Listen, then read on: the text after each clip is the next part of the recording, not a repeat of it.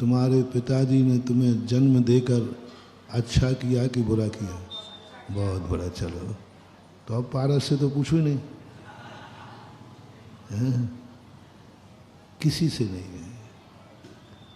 हमारे भक्तों में कोई व्यक्ति ऐसा हो ही नहीं सकता जो इस उपकार को ना माने। बस ये उपकार तो अपने सबके ऊपर है, पर अब कहीं ये उपकार अभिशाप न बन जाए, डर ये लग रहा है। ये उपकार तो हो गया, ये उपकार तो माँ बाप ने कर दिया, अब वो वापस कर दो, वापस कर दो कि माँ बाप ने मुझे जन्म दिया है, मैं इस उपकार को वापस करता हूँ। कुछ उपकार ऐसे हैं जो वापस नहीं हो सकते, नहीं हो सकते। कुछ ऐसे टाइटल हैं कि यार आप जो कुछ भी करो बल्दियत कभी खत्म नहीं। अब इस उपकार को अभिशाप न बन जाए, बस ये चिंता की बात कल शुरुआत की थी। सबसे बड़ा दुख है मुझे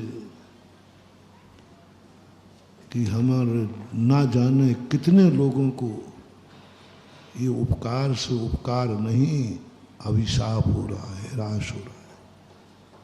उपकार से ह्रास, उपकार से तो व्यक्ति का विकास होना चाहिए और हमारे ऊपर तो ह्रास हो रहा है। उपकार से ह्रास हो रहा है। उसने किया था कि मैं उपकार कर रहा हूं, यहां तो नुकसान हो गया। जिंदगी में तुम कभी कुछ भी करो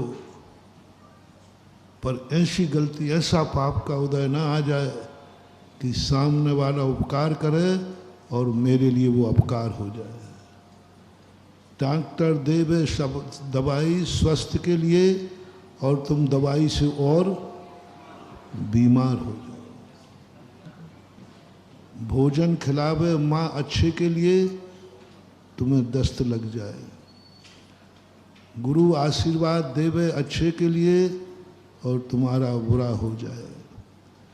तुम मंदिर आओ अच्छे के लिए और तुम्हें नुकसान हो जाए। ऐसी निकृष्ट जिंदगी नहीं चाहिए।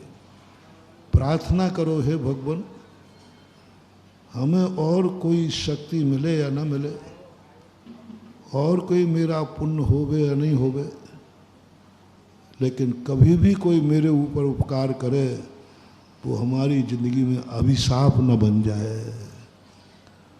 सामने वाला हित कर रहा है और मेरा अहित हो रहा है, ये बहुत खतरनाक चीज है।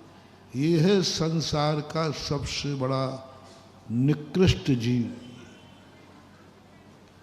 वो निकृष्ट नहीं है जिस पर लोग अपकार कर रहे हैं, जिसका लोग बुरा विचार रहे हैं, जिसके लिए अभिशाप दे रहे हैं। यदि कोई तुम्हें अभिशाप दे रहा है, तुम्हारा कोई बुरा विचार रहा है, तुम्हें नुकसान पहुंचाना चाहता है, तो घबराओ नहीं, मैं तुम्हें उस दुश्मन से बचा लूँगा।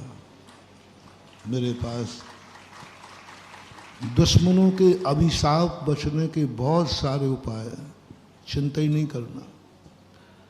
सारे देवता भी तुम्हारे लिए मिटाने आ जाएं दुश्मन बन के, तो तुम्हारा बाल बांका नहीं कर सकते, ये पक्का मानना। तुम्हें मात मैं कह रहा हूँ मानो। कोई भी दुश्मन तुम्हारे सामने आ जाए, हमारे भक्तों का दुश्मन कुछ भी नहीं बिगाड़ सकता। क्योंकि क्योंकि क्योंकि क्योंकि कोई दुश्मन तुम्हारे गुरु का कुछ नहीं बिगाड़ पाया आज तक। क्योंकि क्योंकि क्योंकि मेरे पारसनाथ का कोई कुछ बिगाड़ नहीं पाया, तो मेरा क्या खाक बिगाड़ेगा। श्रृंखला जोड़ो सीधी, मेरा कोई क्यों नहीं बिगाड़ पा रहा है कुछ, क्योंकि मैं जिस भगवान को मानता हूँ उस भगवान का भी आज तक कोई कुछ, पारसनाथ का कमठ क्या बिगाड़ पाया, बोलो। बस ऐसे व्यक्ति के भक्त बनो जिसकी जिंदगी में जबरदस्त दुश्मन आए हो, जबरदस्त दुश्मन आए हो, लेकिन उस भगवान का कोई कुछ नहीं बिगाड़ पाया हो। बस ऐसे भगवान का नाम ले लेना, तुम्हारा भी कोई नहीं बिगाड़ पाएगा। क्यों कहते हैं लोग पारसनाथ को संकट मोचक, मुझे समझ में नहीं आई बात। 24 तीर्थंकर बराबर हैं कि नहीं भैया?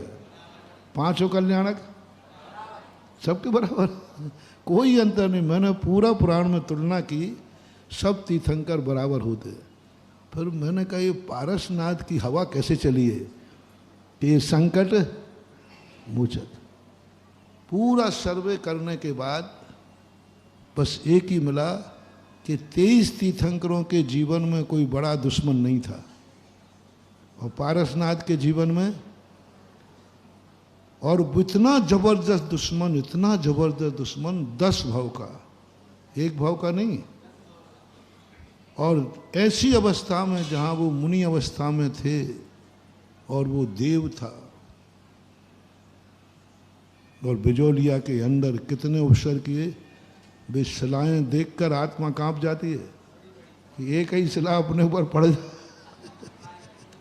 तो अपना कचूमर निकल जाएगा। धन्य है हमारे प्रभु, वो देवता जो पहाड़ों को उठा के फेंक सकता है, हमारे भगवान का वो बाल बांका भी नहीं कर पाया। बस ये विशेषता खोजो। तुम्हें यदि दुश्मनों से डर लग रहा है तो आज मैं तुम्हें एक मंत्र दे रहा हूं, तुम्हें एक बहुत बड़ा मोटिवेशन दे रहा हूं। जब तुम्हें डर लगे कि ये मेरा दुश्मन बड़ा जबरदस्त है, ये मेरा कुछ भी अहित कर सकता है, तुम नमोकार मंत्र के चक्कर में नहीं पड़ना। तुम अपने महावीर स्वामी के, अजितनाथ भगवान के चक्कर में नहीं पड़ना, क्योंकि इनमें वो एनर्जी नहीं है जो तुम्हें आज चाहिए, क्योंकि तुम शेर के पिंजड़े में हो। शेर भूखा है और तुम पिंजड़े में हो, दुश्मन सामने है कि नहीं।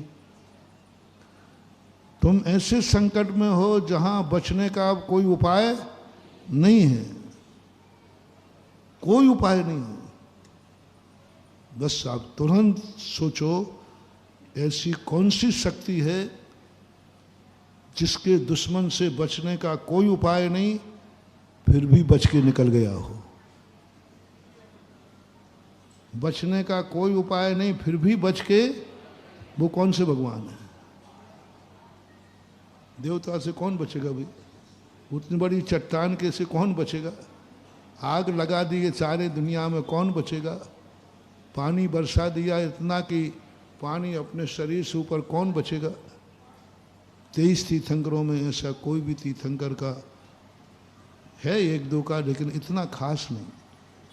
बस आप 5 मिनट के लिए पिंजड़े में हैं, आप शेर ने घेर लिया है, आप 5 मिनट उस शक्ति का ध्यान कीजिए। शेर आपको रास्ता दे देंगे और आप बाहर आ जाएंगे, क्योंकि तुमने किसका ध्यान किया है? उसका जिसका दुश्मन कुछ भी न बिगाड़ पाए। तो जब भी तुम्हारे लिए दुश्मनों से डर लगे, बस उस शक्ति का ध्यान करो, कुछ नहीं बिगाड़ पाए। और मैं तुम्हें बहुत बड़ा उदाहरण दे रहा हूं। मेरा कोई क्यों नहीं बिगाड़ पा रहा कुछ? क्योंकि मैं उनका भक्त हूं। बोल दो ना, मैं उनका भक्त हूँ जिनका 10 भव का बैरी भी कुछ नहीं बिगाड़ पाया।